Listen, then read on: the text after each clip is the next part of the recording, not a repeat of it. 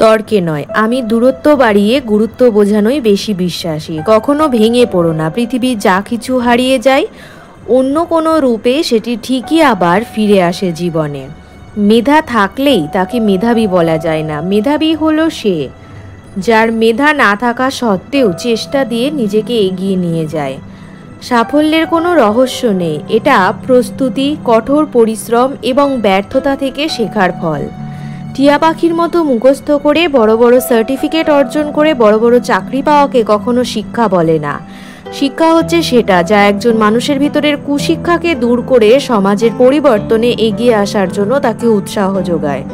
জীবনে চলার পথে বাধা আসতেই পারে, তাই বলে থেমে যাওয়ার কোনো অবকাশ নেই। যেখানে বাধা আসবে সেখান থেকেই আবার শুরু করতে হবে।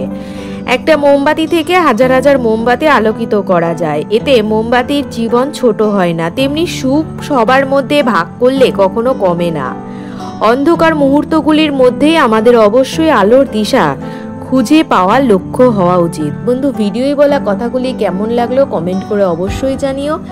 এমন সব মোটিভেশনাল ও ইন্সপিরেশনাল ভিডিও পেতে চ্যানেলটি সাবস্ক্রাইব করে সেদিনের কথার সাথে থেকো। টাটা।